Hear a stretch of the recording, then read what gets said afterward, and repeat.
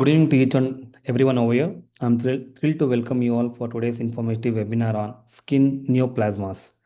I am Vijay, manager at Mediversal Academy, and I have the privilege of introducing our esteemed speaker for the day, Dr. Ayush.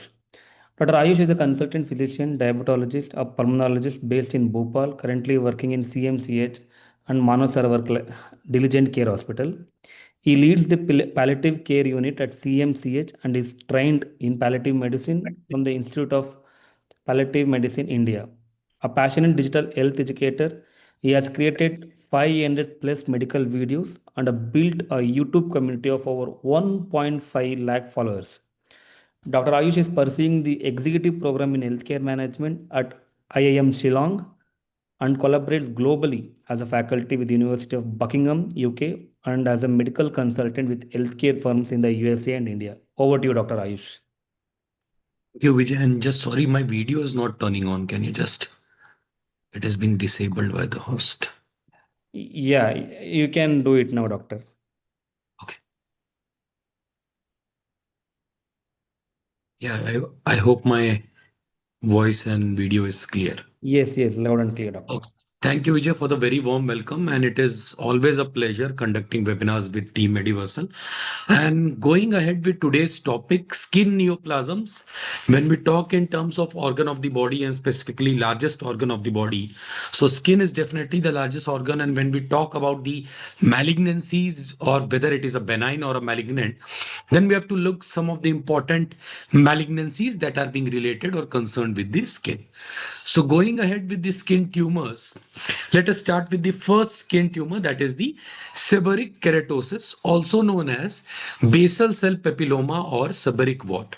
So what exactly is this seborrheic keratosis and what are the clinical features and causes of this? So it is basically a very common benign epidermal tumor.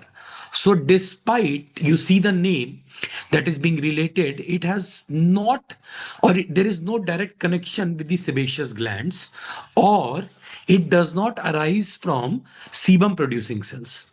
So what is the nature of this lesion? The nature of this lesion is it is benign, it is non-cancerous, and it originates from epidermal keratinocytes. So mostly this seborrheic keratosis occurs in the middle-aged and elderly individuals.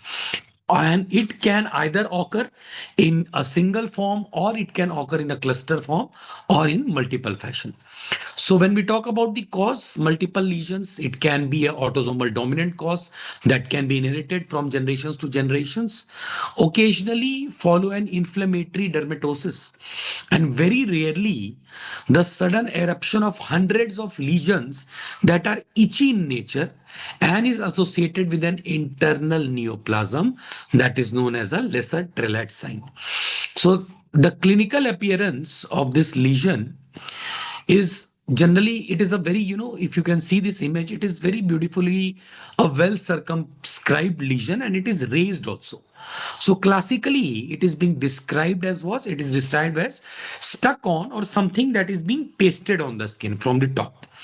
So the surface of these lesions, they can either be warty, like in the image verrucous, or waxy, or they can be rough or crumbly. And the color, when we talk about the color of the lesions, they can vary from light brown to dark brown or even up to black. And when we talk about the common sites that are being related to this seborrheic keratosis, the common sites are trunk, then you have the face, then you have the shoulders and back. So usually the spared parts are palms, soles and mucosa. These are generally spared.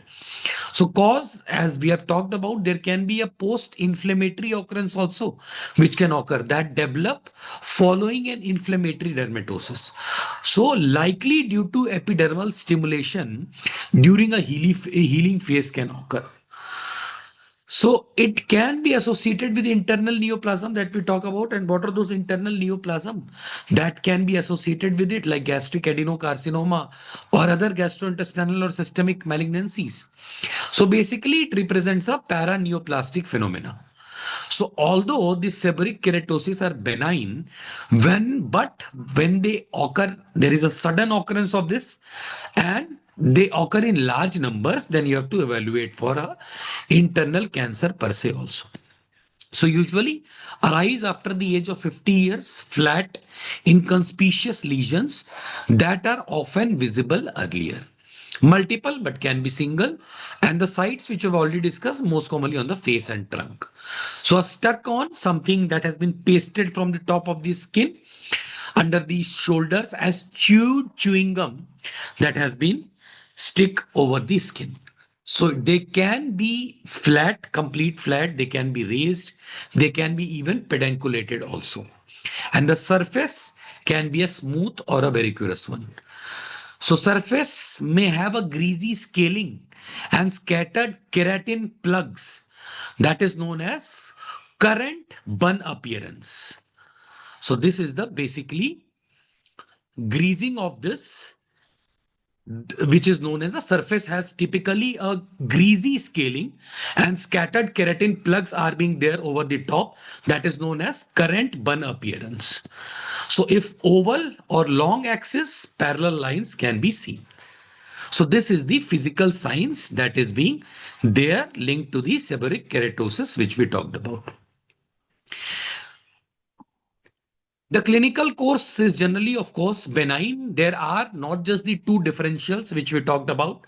The differentials can be either a melanoma, it can be a pigmented basal cell carcinoma, or it can be a melanocytic nevus. So what is the treatment needed for it? Usually, it is done for the cosmetic reasons. And what is the treatment that is being done? The treatment is generally you do either a cryotherapy, you do a curettage, or you do a cautery to remove the lesions from the skin. So age we have already discussed, and most common sites that is being linked to it. When we talked about the specifically surface changes, as the one which we discussed, that is the current burn appearance, that gives the appearance of a greasy scaling that is being present over there, or a scattered keratin plugs which is being there.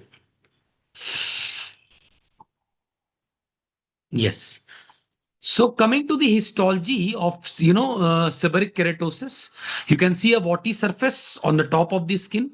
There is a Horner cyst. So basically, seborrheic keratosis is a benign epidermal tumor, and its histology, which is being there, it clearly explains its warty, its stuck on clinical appearance, which is being there.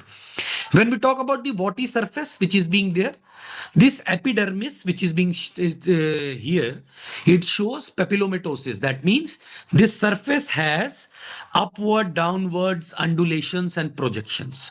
That is the warty surface. So this, because of these undulations and projections, it gives the appearance of a irregular or varicose warty appearance. So generally it may appear or give a rough or an uneven texture of the lesion.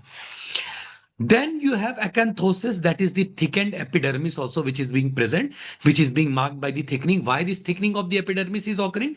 In this, because of the more proliferation of the keratinocytes. So epidermis bulges above the level of the normal skin, and that is known as acanthosis.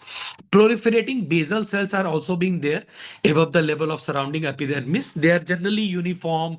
There is no atypia, cytological atypia, and it maintains a normal maturation. So important differentiation or distinction is a basaloid proliferation does not relate to a basal cell carcinoma. Horn cyst, when we talk about it, is the hallmark feature of seborrheic keratosis on the histology. So they are basically, you see, they are round intraepidermal cystic spaces that are being filled with keratin. So these are the spaces, they are filled with keratin, and they represent invagination of keratinized epidermis. So they are seen as small circular structures within the thickened epidermis, which is being there. Yes. So horn cysts are the most typical characteristics which is being there. Basal cells we have talked about. So this is basically the seborrheic keratosis which is being there. Now coming to the second, that is the keratoacanthoma. So they are keratotic papules. They grow rapidly in a span of 3 to 6 weeks. Specifically when the skin is more exposed to the sunlight. And what exactly is the characteristic or appearance of the lesion?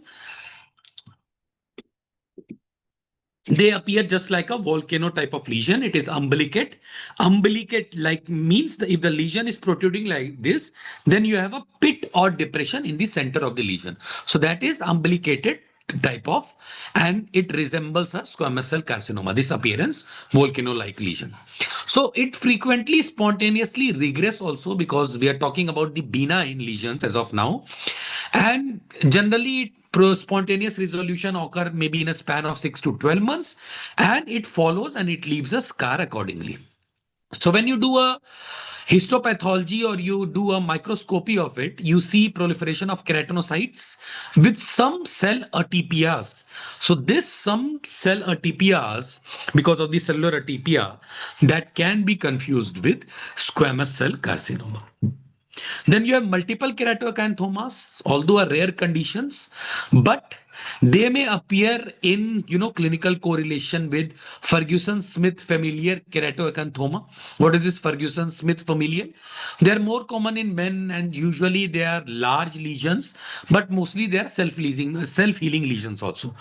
And the second is Grzybowski eruptic keratoacanthomas with multiple itchy lesions that may appear in the skin and mucosal surfaces that can result with deformity. Then comes the epidermoid cyst. So formally and incorrectly named as sebaceous. So what is this epidermoid cyst? So this is basically a benign cutaneous cyst. And from where this epidermoid cyst arises? It arises from the epidermis of the hair follicles. So it represents a entrapment kind of thing, or a proliferation of the epidermal cells that occur within the dermis. So sebaceous cyst is basically a misnomer, because again sebaceous glands are not involved in this epidermoid cyst. So this cyst doesn't contain sebum. So the correct term for this is a epidermoid cyst. So cyst wall is being lined by a stratified squamous epithelium, and this epithelium which is being there, this closely resembles the normal epidermis. It produces keratin. So if we talk about the content of this cyst, what is the content? You have a soft, grayish, like, cheesy, like pasty material, which is being there. And if whenever it is being exposed or trying to taken off, it has generally a very pungent and foul odor. Why this is being there? Because of the keratin breakdown that is being occurring. So it is a slow growing nodular region. It is generally firm to cystic in consistency, generally bit of dome shaped swelling, and may have a central punctum. The common sites, of course, face, specifically eyelids, scalp can be also there, neck, trunk can also be there. So generally these are benign non-neoplastic lesions which are being present. Next is the melanocytic tumors, that is nevocellular nevus, that is also known as mole. So where this mole is being originated in the deeper layers of the skin, that is known as nevus cells, and clearly related to the sun exposure. When we talk about the nevocellular nevus types, you have a junctional, you have a compound, and you have a intradermal type. The gross appearance gives it a uniform tan brown color, having a sharp delineation and tendency to be stable in size. Malignant transformation is generally uncommon in case of a nevocellular nevus or mole which is being there. Mesenchymal tumors, you have acrocordon, that is known as soft fibron. So acrocordon belongs to the mesenchymal tumors of the skin. So from where it arises, acrocordon, it arises from the connective tissue. You can see this, it arises from the connective tissue. Fibrovascular core, it doesn't arises from the epidermal cells. So it is basically a soft fibroma. It is basically a soft pedunculated type of benign growth. And this consists of a loose fibrous tissue. There is somewhat dilated capillaries also present, and it is covered by a normal epidermis. So there are various types of echocordon that is being there. It can be a multiple small lesions. There can be a solitary large lesions, and clinical appearance. If you talk about the clinical appearance, can have a flesh colored. You can see this. It is just like a flesh, or slightly hyperpigmented. It is soft, compressible. It may twist. Even it can be associated with thrombosis. So occur as two types, multiple filiform smooth or furrowed soft papules. Where exactly? In the neck or in the papillae. As a solitary, soft bag-like pedunculated growth on the trunk and the limbs. Dermatofibroma occurs in skin as a firm, indolent, single or multiple nodules. So, what is dermatofibroma? It is benign fibrous histiocytoma. So, it is a benign mesenchymal tumor of the skin. And again, it arises from the fibroblast and histiocytes, which are there in the dermis. So lesions are generally firm to maybe hard, 2 to 3 centimeter in diameter, with somewhat reddish color or reddish brown because of the hyperpigmentation. They are indolent. So indolent, that means they are usually slow growing, painless, long standing is being there. And it can range from single to multiple. If we talk about the sites, mostly on the limbs, again on the lower legs, arms can be there. Size can vary from, a few millimeters up to 2 to 3 centimeter in diameter. And lesions can be reddish to reddish brown. Hemangioma, you have a capillary and a cavernous. So capillary or strawberry hemangioma is being there. Consists of what? Consists of one or several bright red soft lobulated tumors appearing between the third to fifth week of life and increase in size for a couple of months and then it regresses. So hemangiomas are benign vascular tumors and it is formed because of the proliferation of the blood vessels. And at what age it is most commonly seen? During infancy and childhood. So capillary has more kind of a appearance of a strawberry because of the capillary sized dilated blood vessels appear as bright red, appear as soft loculated tumors, and that's why the name strawberry which is being given. So this capillary generally or hemangiomas in per se total generally has a basic life cycle. At the starting, there is basically a proliferative phase for the hemangioma. And after this proliferative phase, there is the involution phase, which is being there. So there is gradual spontaneous regression. The lesion fades, flattens, and shrink over the years. So clinical importance, what is the clinical importance? Usually harmless. They're usually harmless. Treatment is often unnecessary. And of course, generally, unless and until there is a ulceration, there is a bleeding, there is a functional impairment, you don't need anything treatment for this. Just a second.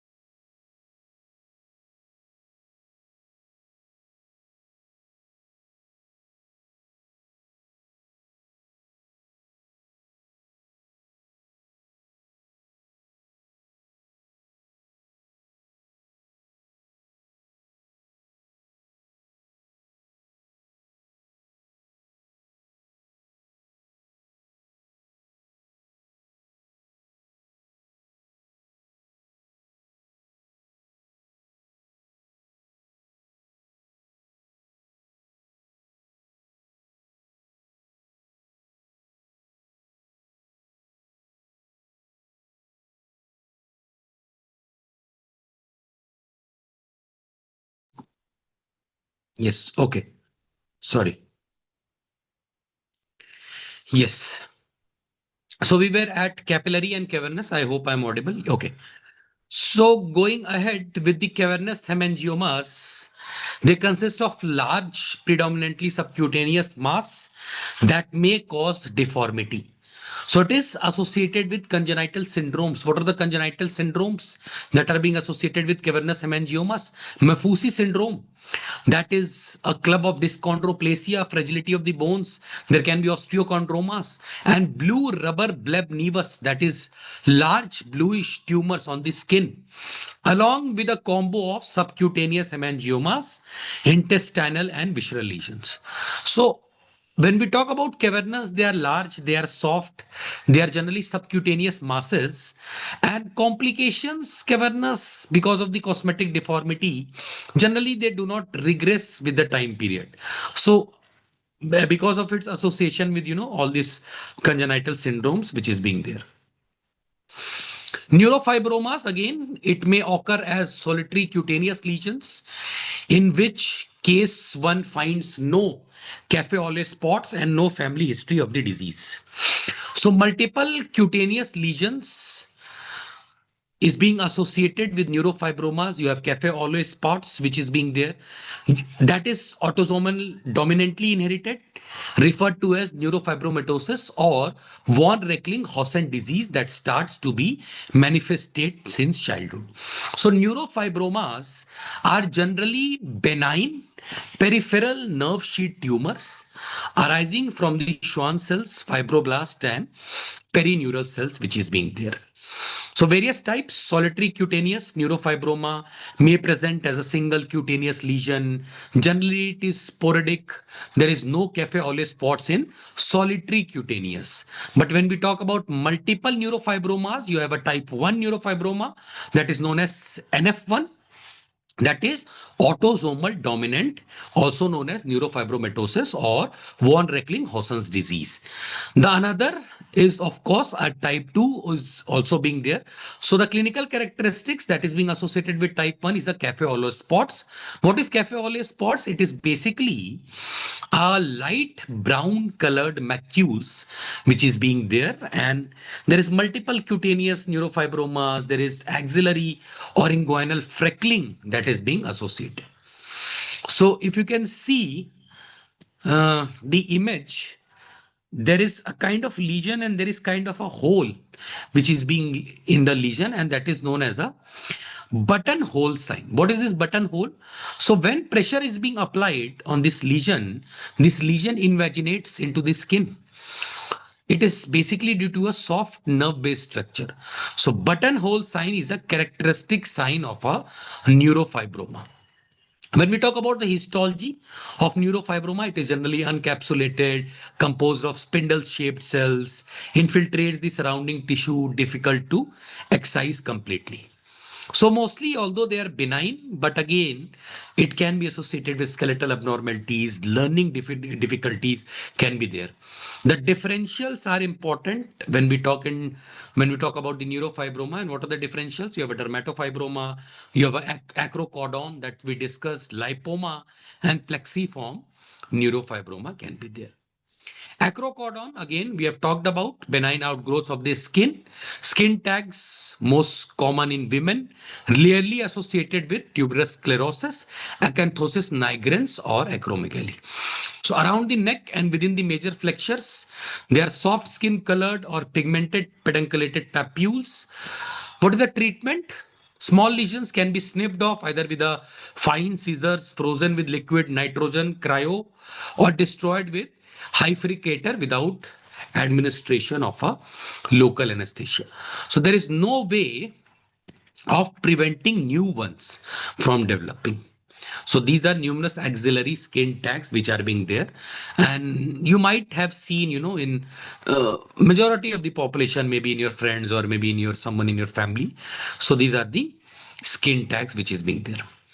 Epidermoid and pilar cysts, again, incorrectly called as sebaceous cyst, common on the scalp, face, behind the ears, and on the trunk, they have a central punctum. So whenever we have talked about, whenever they rupture or squeezed, foul-smelling, cheesy material comes out. So treatment, either you excise it, incise, following the expression of the contents and removal of the cyst walls. So this is the epidermoid cyst, and this is the pilar cyst, which is being there on the scalp. Scalp and the face, more commonly at the region of eyelids. The next is the milia. What is milia? Milia are small subepidermal keratin cysts. So they results from the retention of the keratin beneath the epidermis. So they are not usually tumors, but are commonly discussed with skin lesions. So when we talk about the epidemiology of milia, they commonly occur on the face, They doesn't occur in all the age groups. And in which age group they occur? They occur in neonates, they occur in children, even in adults. So most frequently, they are being seen around the eyelids, they are being seen around the cheek, they are being seen around the forehead, which is being there. So clinical appearance, they appear as a tiny white millet seed-like papules, and size can be from 0.5 to 2 in diameter. They are generally firm to touch. This milia, if you touch them, it will be very firm in consistency. So generally, the patient having milia doesn't present with any signs and symptoms. They remain asymptomatic, and they do not have a opening on the surface also, like the punctum and buttonhole which we discussed. So because it gives the appearance of a millet seed, that's why the name milia has been given. So basically, there are generally two types of milia. There is a primary milia that usually occur in neonates and adults that often resolve spontaneously. And then there is a secondary milia that occur at the site of previous subepidermal blistering. So which conditions they are more common? They are common in epidermolysis bullosa, porphyria cutanea tarda. So developed due to damage of the epidermis and adnexal structures that lead to keratin entrapment. So what exactly, how to treat or maybe how to remove this milia? Some of the patients, what they do, they just try to pluck it out, maybe with a sterile needle or maybe with a scalpel. So generally no requirement of the local anesthesia. It is basically a outpatient procedure. And when we talk about the differentials, there is, comedones, syringoma, xanthelisma, sebaceous hyperplasia that can be correlated with milia. Coming to the actinic keratosis. So it is basically a rough surface lesion crop up on the sun damaged skin. So these are discrete. They are not present in, a uniform pattern or at present at a one place only. And why they are, how they are being caused? Caused by long-term ultraviolet radiation exposure, particularly UVB rays. So they are generally pre-malignant. They have a chance of getting converted to a malignant phase. So pathologically, there is a case for classifying them as squamous cell carcinoma in situ, but very few progress to invasive squamous cell carcinoma. So the lesions are generally small, they are flat, they are slightly raised, rough, sandpaper-like on palpation, and the color may be from skin colored, red, brownish color. And what are the common sites that are being associated? The common sites are scalp, face, ears, forearms, dorsum of the hands, which is being there. So pre-malignant nature, very high yield because of the, carcinoma in situ, and the risk is generally cumulative. So effects of sun exposure are cumulative. Those with fair complexions living near the equator are at more risk. Melanin protects and actinic keratosis are not seen in the black skin. So UV radiation causes the DNA damage in keratinocytes. Abnormal maturation dysplasia occurs. So albinos are specifically more prone to develop them because of the deficiency of the melanocytes. Present in middle-aged, elderly, in temperate climates, pink or gray rough scaling macules, papules, and their rough surface is sometimes better felt than seen. So if you touch the texture of the skin, it is more kind of a better felt through your fingers than seen through the naked eye. So transition to invasive squamous cell carcinoma can be a complication, although rare. But again, if should be suspected, if there is a sudden enlarge of the lesion, it becomes nodular, it becomes ulcerated, and if it bleeds. So luckily, such tumors seldom metastasize. So how you will treat this when we talk about the actinic keratosis? Again, local destructive procedures like, cryotherapy, topical agents can be applied.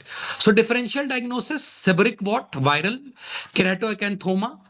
So a biopsy is needed if there is, sudden increase in the size, sudden change in the texture, sudden change in the consistency over a invasive suspect is being there. So you take a sample, you do a biopsy.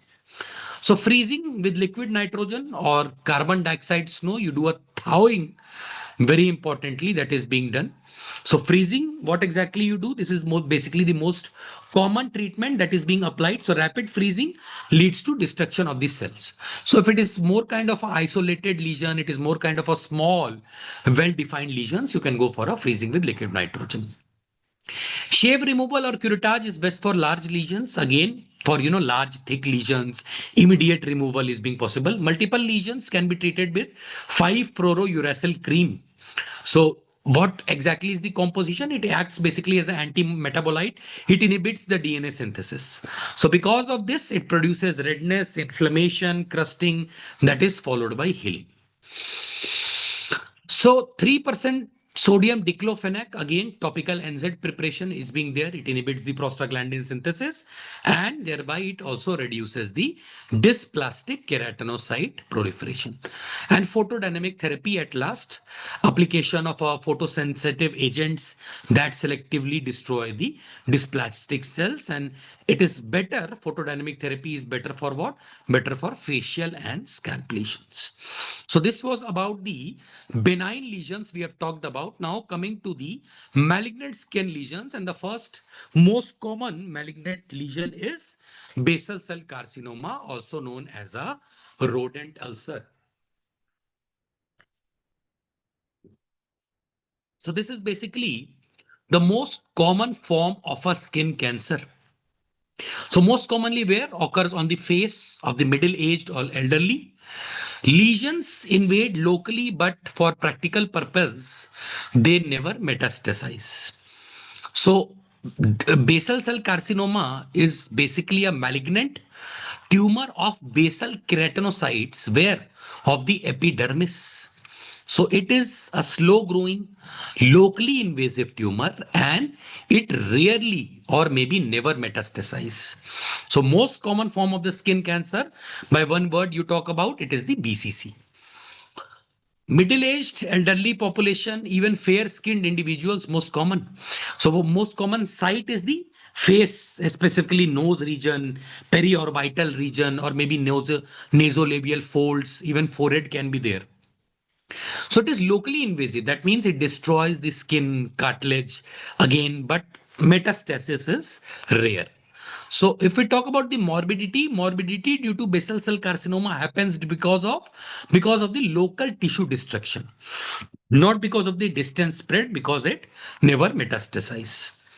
So prolonged sun exposure is the main factor. So these tumors are most common in white people. Again, deficiency of the keratinocytes, people living in sunny areas, high altitude where there is more exposure of the sun or near the equator. Occur in scars caused by X-rays, vaccinations or trauma. Photosensitizing pitch, tar or oils can be there, act as carcinogens, enhance the carcinogenic effect of UV radiations. Arsenic exposure predisposes to multiple basal cell carcinoma. So when we talk about the presentation or overall histopathological part of it, you have a nodulo-ulcerative, which is the first, and this is the most common type of it. So this is the common clinical presentation of a BCC, frequently seen on the sun-exposed areas, specifically where? Specifically on the face, nose, eyelids, nasolabial folds, which is being there. So during the early lesion, it begins as a small, generally glistening type of the lesion. Translucent lesion is being there and it appears as a skin-colored papule that may be umbilicated, with having a central depression. It also has a pearly appearance. Why pearly appearance is being present? Due to the appearance or presence of compact basaloid cells which is being there. And it slowly enlarges over months to years. So progress to ulceration, there is a central necrosis, occurs as the tumor outgrows its blood supply, and this leads to formation of the ulcer, adherent crust over the ulcer base, and because of this it gives the appearance of a rolled, maybe raised, more kind of a pearly edge at the margins. So this is the nodulo-ulcerative. The second is the one thing is there. It has a coarse telangiectatic vessels that often run across the tumor surface. So these dilated superficial blood vessels are very characteristics, and this differentiates BCC from the benign lesions. The second is the cystic, which is being there. And what exactly is the cystic? The lesion is at first like the nodular type, but later cystic changes predominate and the nodule becomes tense, more translucent with marked telangiectasia. So the cystic starts off more kind of a resemblance to nodular form. But again, these lesions becomes tense over a period of time, more translucent, often bluish glassy in appearance, which is being there. So both forms, nodulo or ulcerative, are locally invasive. They are slow growing, they rarely metastasize, and delay in both these pattern treatment, if it is being present, it can lead to excessive tissue destruction, specifically on the face, which is being there. So these are destructive. Even cystic is associated with marked telangiectasia. So these are the types when we talk about nodular, superficial, pigmented, morphoic, and basosquamous. Another is morphic, which is the third. What is this? Morphic form, also known as morphic cicatricial or sclerosing BCC, which is being there. So it is basically a aggressive infiltrative variant of the BCC, which is being there. So generally it appears as a slow expanding, yellow or whitish in color with having a waxy plaques, which is being there. So edges are generally ill-defined, difficult to delineate clinically, and progression ulceration and crusting followed by the fibrosis is common, and lesion looks like a enlarging scar. So often the cicatricial form can be mistaken even for a scar tissue or morphia or even post-inflammatory fibrosis, which is being there. Then you have a superficial, which is the multicentric, most often on the trunk, also sometimes seen on the back, chest, but less frequently seen on the face. So clinical features, what are the clinical features? Appear as multiple lesions, lesion appear as red, even pink and brown, from scaly to irregular to thin plaques can be there. So such lesions can grow to more than 10 cm in diameter. Pigmented can occur in any type of the BCC. And why this pigmented form occurs? More increased melanin, which is being there. There is colonization of the melanocytes.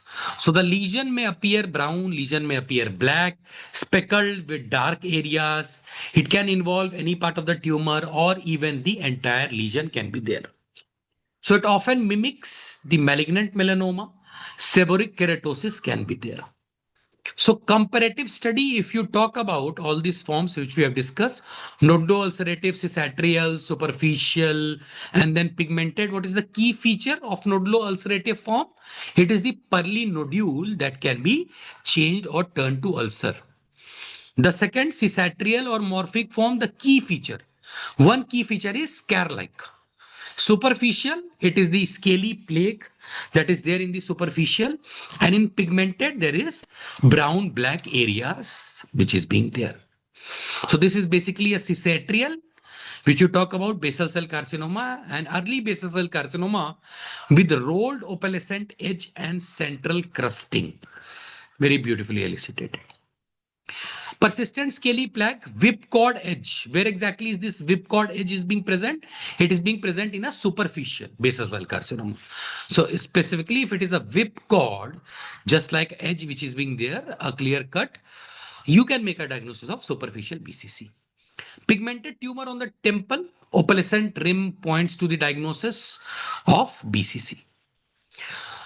So coming to the BCC, the slow but relentless growth destroy the tissue locally, invading the underlying cartilage, bone, or damage important structures such as tear duct. So the common warning signs of BCC, what are the common warning signs? If there is a new skin lesion, if there is a itchy lesion, easy bleeding occurring after when you are doing a shaving or abrasion, non-healing lesion if it is being present, and change in the color of the lesion. So the typical BCC lesions, if you have to watch out for, you look for a pearly bumps which might have a blue black areas, or a pinkish kind of growth which have a raised edges, abnormal blood vessels, pale yellow areas, reddish patches, open sores which may have a oozing crusting that doesn't heal. So BCC prevention, application of the sunscreen, avoidance of the midday sun, cover full sleeve clothes, avoid tanning beds which is being there. When we talk about the histology of it, there is a small dark blue staining basal cells grow in well defined aggregates which evade the dermis. So there is a basaloid cells which is being there. What is this basaloid cells? So it is being composed of small dark blue staining basophilic cells which are being there. And these cells resemble the basal cells of the epidermis. So they have a high nuclear to cytoplasmic ratio, numerous mitosis, apoptotic bodies are there. They grow in nest. They grow in nests, they go in islands, they grow in cord pattern. The second histological feature is a peripheral palisading. That means the outer part of the tumor cells has a parallel arrangement of the nuclei. Parallel arrangement of the nuclei is being there, and they are arranged in like a shape of picket fence which is being there, and that's why the name given peripheral palisading. Numerous mitosis, there is active cell proliferation which is being there, apoptotic bodies, rapid tumor cell turnover, and despite mitotic activity, cells remain relatively uniform. Okay, yes. The differential diagnosis, so a nodular basal cell carcinoma, you can confuse it with the intradermal melanocytic nevus, because nevus is also soft symmetrical, and BCC also has a pearly surface, telangiectasia, gradual enlargement that can even ulcerate. Squamous cell carcinoma, because both may ulcerate and occur on the sun exposed skin. The third is the giant molluscum contagiosum. So because of that umbilicated appearance that can resemble the early BCC. So molluscum has a central umbilication with cheesy core, often multiple, and BCC has a pearly papule telangiectasia with having a progressive growth. Fourth DD is traumatized benign papule. So because of the history of injury, heals over time, BCC can also have a persistent progressive lesion that despite healing attempts, it can be present. So pigmented BCC should be distinguished from seborrheic warts and malignant melanomas. Cicatrial BCC may mimic morphea, and a superficial BCC may be confused with a intraepidermal carcinoma with psoriasis and with the nummular eczema. Histology in places continuous with the epidermis, because the tumor, it reflects its origin from the basal keratinocytes. So tumor buds extend downwards from the epidermis into the dermis. Islands and lobules of basaloid cells which we talked about, this is the hallmark feature with palisading, just like a picket fence appearance. So this is the hallmark feature. These cells appear small, basophilic, they have scant cytoplasm and hyperchromatic nuclei which is being there. So at the periphery of each tumor island, nuclei are arranged in a parallel fence-like pattern which is being there. Okay. So there is no single treatment for all BCC. Treatment should be tailored to the type of tumor based on the site, age, general health of the patient. So you excise with 0.5 cm of the normal surrounding skin. So based on the type, maybe surgical excision is being there, and for whom this is the treatment of choice. For discrete nodular or cystic BCC, patients who are under the age group of 60 years, excision is a good modality. Tumors having a clear clinical margins, low risk histology, because of this excision, which is being possible for both nodular and cystic tumors, These tumors have a clear clinical margins. They have low risk histology. And because of this, they have a high cure rate. So it allows histological margin assessment based on this. Then a very important micrographic surgery is known as MOHS. Mohs micrographic surgery is highly effective and becoming the treatment of choice for lesions greater than 1 cm. So stepwise excision with immediate microscopic examination of the 100% of the surgical margins. So you maximal try to clear the tumor. Minimal removal of the normal tissue, maximum removal of the tumor. Having a lowest recurrence risk. So this is the visible lesion. First thin layer removed, another thin layer removed, and final layer of the cancer is being removed. So indications of this Mohs surgery is a large tumor greater than 1 cm, tumors which are being present at the cosmetically important site. So like tumor is being there at the nose, at the nasolabial folds, inner canthus which is being there. So most surgery is preferred for facial BCC and recurrent or large lesions. Why radiotherapy topicals are generally, not mentioned? Because surgical management is the gold standard, curative in most cases. So other options like, medical management, radiotherapy are being reserved for inoperable cases, maybe elderly or unfit. So radiotherapy is helpful when surgery is contraindicated. Cryo, curettage, and cautery and photodynamic therapy. So for elderly patients, poorly surgical candidates, you can go for a, radiotherapy, cryotherapy. Destructive treatment modalities. What do you mean by destructive treatment modalities? You have a cryotherapy. You use the liquid nitrogen. Then destructive procedure is curettage and cautery. That is specifically used for small to well-defined lesions. Photodynamic therapy, which we talked about, where we use a photosensitizing agent along with the light exposure. So you selectively select or you selectively destroy the tumor cells. It is best for superficial BCC and it is cosmetically sensitive areas in which it is being there. The topical therapy through which you apply 5-fluorouracil, which we talked about, it is an anti-metabolite. You have a imiquimod again.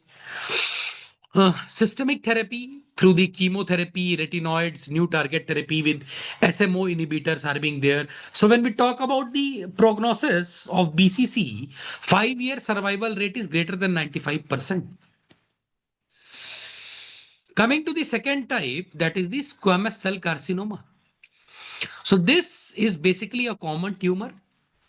Tumors that arise in skin that is being damaged by what? Damaged by the ultraviolet radiation and also by the X-rays and the chronic inflammation. So ultraviolet induces mutations in the P53 tumor suppressor gene, and that because of the suppression of the tumor suppressor gene, that leads to the development of the cancer. Predisposing factors like, tars, mineral oils, even inorganic arsenic, xeroderma pigmentosa leading to squamous BCC and to malignant melanoma and human papilloma virus. So tumors may arise as thickenings in an actinic keratosis. Sorry. Yes. Yes. So tumors may arise as thickenings in actinic keratosis or de novo small scaling lesions can be there. So rapidly growing lesions may start again to develop as ulcers with having a granulating base and having a indurated edge. SCC are more common where on the lower lip and in the mouth. So SCC, not a venous ulcer, which is being there. Too high up in the leg. This is being present in the leg.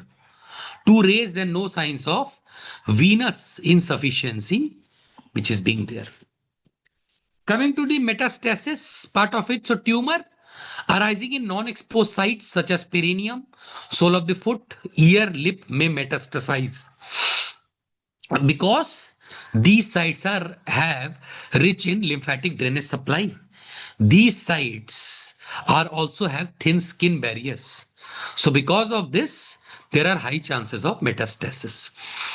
Tumors are also likely to metastasize when they arise in chronically damaged or inflamed skins, like what? Like chronic drainage sinuses, chronic ulcers, area of previous X radiation or thermal injury, or chronic inflammation.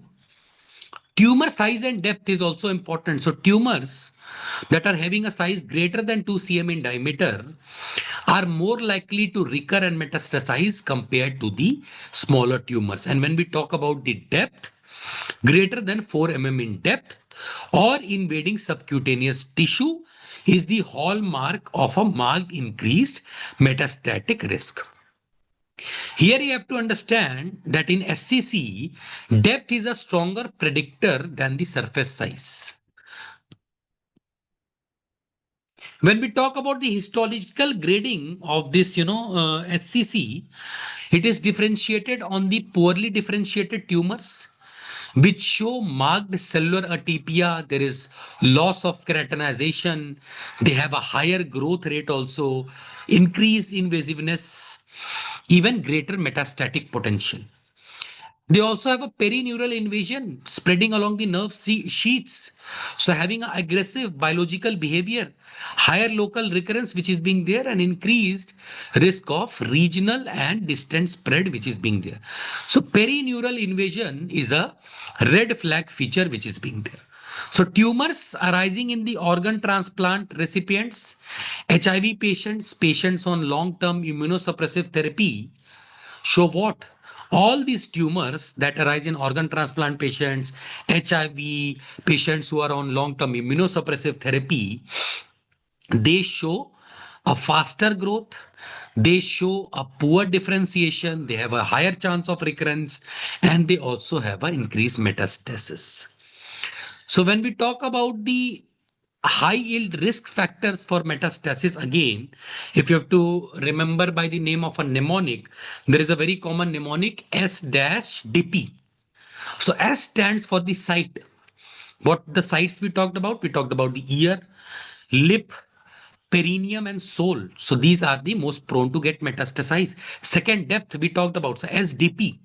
DP is DIPPI, S dash DIPPI. So S we talked about site. DP of D is for depth greater than 4 mm. DPI is immunosuppression. DPP is perineural invasion. DP another P is poor differentiation. And DPI is inflammation, that is chronic scars and ulcers. So cutaneous SCC metastasizes in 2 to 5% of the cases. So risk increases with a large size that is greater than 2 cm, greater depth that is greater than 4 mm, poor differentiation, perineural invasion, and immunosuppression which is being there. So when we talk about the treatment part of it, low risk tumors can be excised with a 0.5 cm border of the normal skin. High risk should be excised along with a wider excision that is greater than equal to 6 mm. Palpation of the regional nodes is important. Radiotherapy is effective but should be reserved for elderly and special population. So as DP, always remember, follow up to 5 years is recommended for patients with recurrent disease and those with high risk tumors. So radiotherapy for the frail, for the elderly age group. Why follow up is being needed? Because SCC has a risk of local recurrence, has a risk of regional metastasis. So follow up for up to 5 years is being very much important. Now, when we cover, before going to the histology part of it, now when we cover or when we try to find out the difference between the SCC and BCC, very important 3 to 4 points, if you have to understand, keratin production is present in SCC, which is not there in BCC. Metastasis, where it is possible in SCC, not in BCC. Dermal invasion in BCC, what we discussed, it is a nest with a palisading pattern. And in SCC, it is a irregular dermal invasion. Margins are more comparatively wider in SCC as compared to a narrow margin in BCC. So these are the basic differentiating points between these two. Coming to the histology of SCC, you have the hyperkeratotic surface, which is the outer. So the surface epidermis shows you a marked hyperkeratosis having a thickened stratum corneum, often accompanied by the parakeratosis. So this corresponds clinically to what? This corresponds clinically to a scaly crusted keratotic lesion, which is being there. Proliferating keratinocytes. So malignant squamous keratinocytes proliferate excessively. Cells show a enlarged hyperchromatic nuclei. There is loss of a normal maturation. Growth is disordered and growth is uncontrolled. Keratin production in the horn cyst, which we talked about the horn cyst previously also. So malignant squamous cells retain the ability to produce keratin, and keratin accumulates in these holes that is known as keratin pearls. Invading strands of malignant keratinocytes prickle between cells. So breach of the basement membrane that invade the dermis as irregular strands, nest or tongues can be there. Prickles between the cells means that squamous cells show a desmosomal connections. That means there is intercellular bridges that appears as prickles that confirms the squamous differentiation. Adjacent chronic inflammatory cells, of course, maybe lymphocytes, plasma cells, macrophages can be there. So coming to the another, that is the malignant melanoma. More common in females as compared to males. Higher incidence in the population of white people that live near the equator than in temperate zones, and there the female preponderance is lost. So either of the population that lives close to the equator group can get more prone of malignant melanoma. Tumor is rare before the puberty and in black people like Asians, Orientals, and when it does not occur in these races, it most common occur on the palms, soles, and mucous membrane. So what is the cause of malignant melanoma? You have a familial melanoma, almost around 6%. So two or more first degree relatives, earlier age of onset, maybe multiple primary melanomas if it is a familial. Molecular defects in the tumor suppressor genes, loss of a cell cycle control, and because of the oncogenesis, excessive cell production, this can occur. Mutations in CDKN2A, that is the most commonly mutated gene in familial melanoma. So mutations, if you talk about 20% of the melanoma risk by the age of 40 and 40% of the melanoma risk by the age of 60. Other high-risk susceptibility genes include CDK4 as compared to, CDK4 oncogene and CDKN2A is a tumor suppressor gene. Susceptibility phenotypes, we have already talked about white people with blonde, red hair, many freckles, fair skins, those of Celtic origin, specifically susceptible. And melanoma can affect several members in a single family in association with a dysplastic nevi. Sunlight exposure, both the incidence mortality increases with decreasing latitude. Tumors occur most often, but not exclusively on the exposed skin. So for melanomas, the number of sunburns seems more relevant than the cumulative ultraviolet dose. Pre-existing melanocytic nevi, if it is being there, is a pre-existing factor. So the risk of development of malignant melanoma is the highest in what? In all those patients who already have a development of atypical nevi, congenital melanocytic nevi, or many banal melanocytic nevi. A pre-existing nevus is seen in histologically 30% of the malignant melanoma. So prevention and early diagnosis done by avoiding exposure of the sunlight to skin and tanning booths. Dermatologists joke that the best sunscreen is a house. Always you cannot stay inside the house. So apply the sunscreen in having a SPF between 15 should be used, and 15 or greater than 15, and reapplied after 20 minutes to add a second coat and to catch missed areas. Regular self-examination and the education is necessary, important.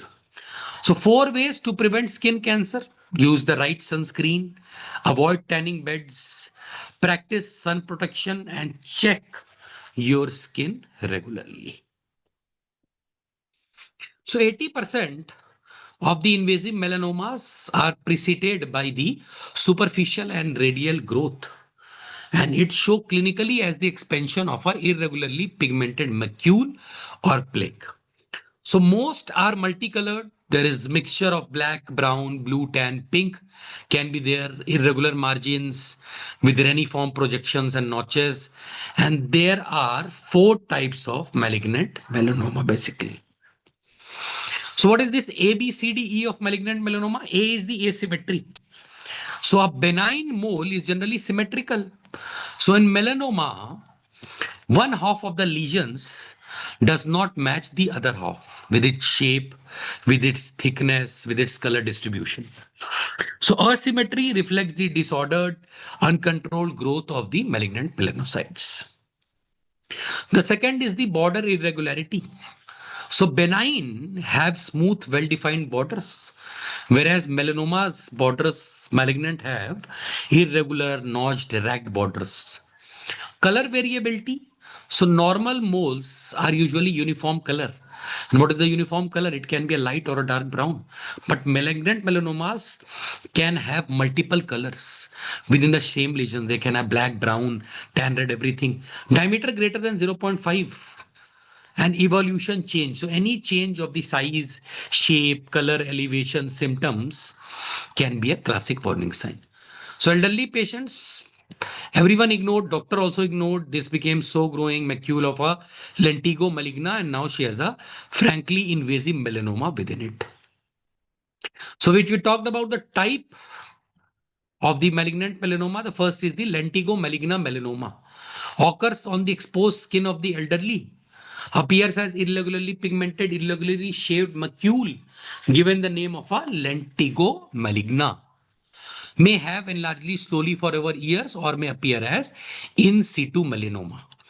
The second is a superficial spreading, is the most common type. Radial growth phase shows varied colors and nodules come up within such a phase that signifies the deep dermal invasion. So superficial spreading melanoma generally has a poor prognosis. The third is the acral lentiginous melanoma that occur on the palms and soles, most commonly seen in Chinese and Japanese. So invasive phase is again signaled by a nodule coming up within a irregularly pigmented macule. And the final one is a nodular melanoma. So nodular melanoma appears as a pigmented nodule. There is no preceding in situ. It is the most rapidly growing and more aggressive also. These are the four types of melanoma. Superficial spreading, nodular, you have a acral, and you have a lentigo maligna. Superficial spreading melanoma of the jawline. Small, still curable at this stage.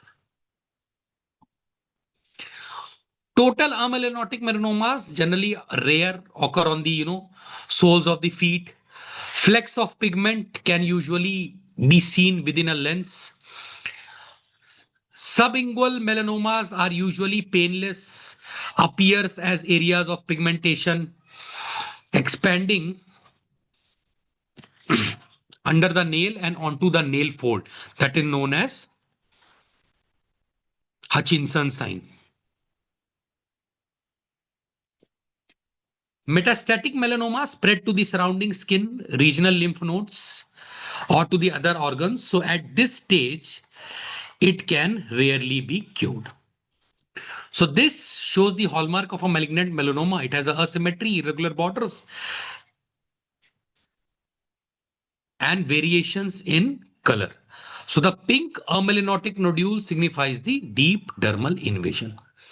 A nodular malignant melanoma just beginning to ulcerate which is being there. A melanotic malignant melanoma on the heel of elderly person. Now, staging, when we talk about the, TNM and AJCC staging, you have two important, thickness classification if you talk about. So, TNM staging, stage 1, and in the corresponding AJCC stage, it has been given a 1A and 1B. So, up to 0.75 mm of thickness, a 5-year survival rate is up to around 95. A TNM 2 corresponds to the AJCC 2A with a thickness of 1.51 to 4, having a 5-year survival rate of 65. 3, 2B and 3 of the AJCC with a thickness of greater than 4, a survival of 45, and a 4 is a metastasis, survival rate of less than 10. So as you see, the thickness increases, the 5-year survival rate decreases. So based on the classification. Histology, we have already discussed about lentigo maligna, melanoma, superficial spreading and superficial spreading melanoma. Yes, acral desmoplastic melanoma, melanoma cells seen amongst the dense fibrous stroma overlying epidermis and may show signs of preceding lentigo maligna or acral lentigus maligna in situ. So these are the malignant melanocytes which are being there, and these are present in a nest. So when you do about the micro staging, there are two basically methods or stages you can say. There is a Breslau's method used to measure a ocular microdiameter from vertical distance from the granular cell layer to the deepest part of the tumor. And then you have a Clark method, generally used less frequently and is used to assess the depth of the penetration of the melanoma in relation to the different layers of the epidermis. So this is the, schematic representation of the Breslow and Clark's method of microstaging of melanoma based on the 1, 2, 3, 4, which we have discussed. Differential diagnosis, melanocytic nevus, seborrheic keratosis, lentigo, pigmented actinic keratosis, sclerosing hemangioma, sublingual hematoma, and a melanotic melanoma is the most common, often confused with pyogenic granuloma and with a squamous cell carcinoma. This we have already talked about. We do know 5-year survival rate in Breslow. Sex, females do better than males. Prognosis worsens after 50. Prognosis is poor for tumors located on the trunk, arms, neck. Sentinel node prognosis worsens with tumor positive sentinel node, and clinical stage prognosis worsens with the advancing stage. So treatment, surgical excision, excisional biopsy is necessary. Shave and punch biopsies are generally not recommended. Shave biopsies because it may not include the deep margins and it may make it difficult to gauge, and punch biopsies can even lead to sampling errors. So nowadays, many surgeons excise 1 cm of the normal skin around the tumor for every millimeter of the tumor thickness up to 3 mm. Fine needle aspiration, if you suspect a lymph node involvement, can accordingly be done. Follow-up has to be done because on the basis of regional rosal beddings, 80% recurrent and metastatic melanomas occur within 3 years of the definitive surgery. So in transient melanomas are satellite nodules nearby, but should not be confused with the original tumors. So hereby we end our presentation and open to any Q&As, or we can go for the MCQs also.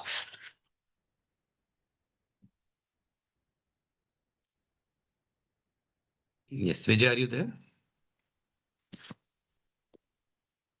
Yes, Dr. Ramya. Thank you. Thank you so much.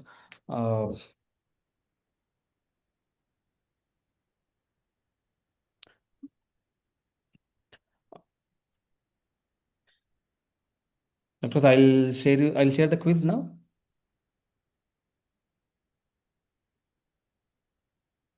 Doctor? Yes, please go ahead. Yeah. So we are sharing the quiz form. Please click on the link and attend the quiz. We will announce the answers shortly.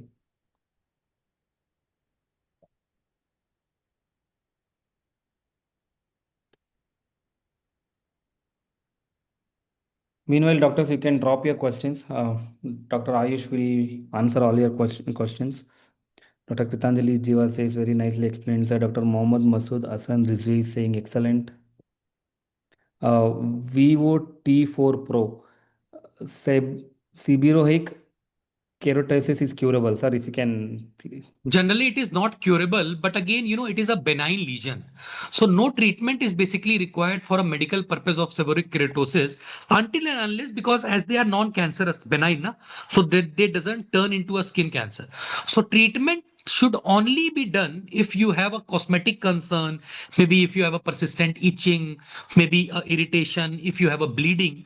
So, until and unless you can leave it as such, it is not curable, but it will not turn into a malignant phase or malignant. Thank you, doctor. I will also drop certification registration form. Please do fill the form and give us your feedback. Your feedback means a lot to us. It is what makes us understand you better to bring more such webinars. Dr. Twinkle is asking how to treat keloid scar as cosmetic concern. Generally, again, keloid scars are also, benign fibroproliferative scars. So you can go for an intralesional corticosteroids. You can go for a triamcinolone acetate in a dose of maybe 10 to 20 nanogram per ml. And at an every interval of 4 to 6 weeks, you can go for this triamcinolone intraregional corticosteroids application. And with this, you see an improvement in almost 50 to 60% of the cases. The second is you can definitely go for, silicone therapy is also being there, uh, which can be given for a daily, for even up to months it can be there. Then you have some pressure therapy which can be there. Antimetabolites, which we discussed about, 5-fluorouracil is also a good thing, which can be again can be done. Dr. Vishal Kumar is asking, is there any topical medication for any type of melanoma? So generally, which we talked about, the antimetabolites which we discuss, generally they are not being treated with a topical. When we talk in terms of a malignant, you say, so surgical excision is only the gold standard of treatment. But again, if it is a malignant melanoma in situ, maybe that occurs on the sun exposed areas of the skin, so you can go for maybe imiquimod 5% you can Oh. apply if it is a you're saying, so imiquimod 5% you can apply if it is a melanoma in situ, or if it is a lentigo maligna, which we discussed about the type of it with a topical. But again, surgery is the gold standard for that. Thank you, Doctor. Dr. Vishal Kumar, hope it answered your question. Doctors, please do drop in your questions. If you have any queries related to the topic or anything related, please do drop your questions in the chat box. Dr. Ayush will be able to answer your questions. Meanwhile, I'll drop again the link for certificate registration. I will also drop the link for quiz.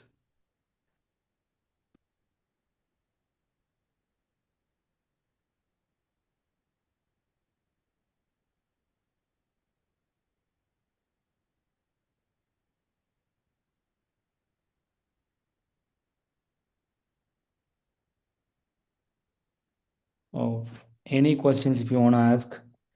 Anup Chavke is asking, sir, milia or syringoma is same or different? No, no, Uh, it is different. They both are different. okay. Thank you, doctor. Anup Chavke, hope your question is answered. If you want to ask any questions, follow on that, you can ask. Dr. Vishal Kumar says, thank you so much.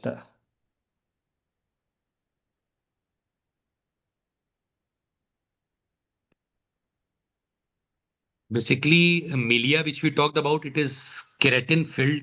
If you have to, more understand, and syringoma is basically, eccrine sweat duct tumor kind of thing. So that is the basic difference of milia and syringoma.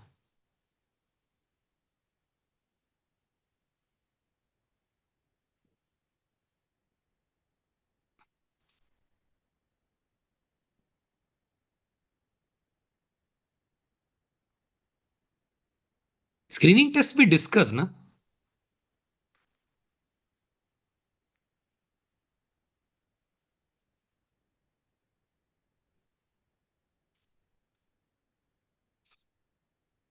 Generally, if you have to diagnose it, there is No specific per se any lab or imaging screening modality if it is being there. Based on the criteria which we discussed, na ABCD, that is a very good criteria. And again, adjunctive tools like photography or maybe dermoscopy, you can go for maybe a mole mapping kind of thing. So based on that, you can diagnose. The screening test can be done. Again, of course, biopsies, you can go for a diagnostic purpose, which is being there.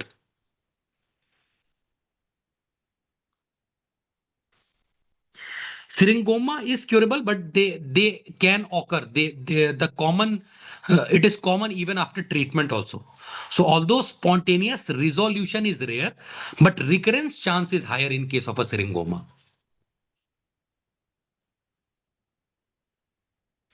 especially on the lower eyelid and maybe on the cheek lesions of syringoma.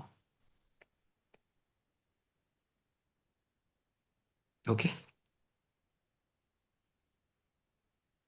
Dr. Farooq Kamal says, thank, nice session, thank you.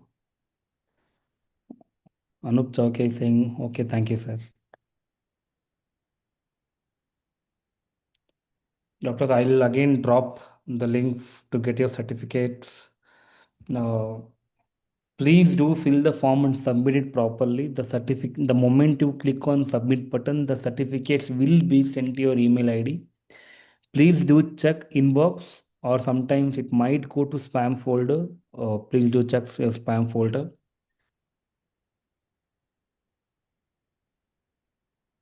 Any questions you can drop in the chat box. The doctor, can you do a webinar on PCOS? If this question is for academy, yes, we will work on it. Vaija, we will take your input. We can do something about it. You want webinar on PCOS? Great. Sure, we'll let you know. Please do follow us on social media. Uh, we will, if we plan, we will take it as a feedback and we will get back to you on this. Let me also drop a social media channel link so that you can follow us on social media so that you can get all the updates about Mediversal Academy and our upcoming sessions. We have a very good webinars planned for February month. This is the first webinar of Feb month. So it had a really good start and we are planned really good sessions. The calendar is live on Instagram as we speak. Please do visit our Instagram account and watch out the calendar.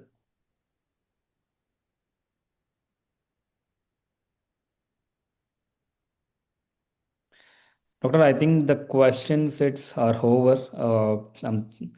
Uh, Let me again paste the link for certificate so that it is handy for you guys to fill the form.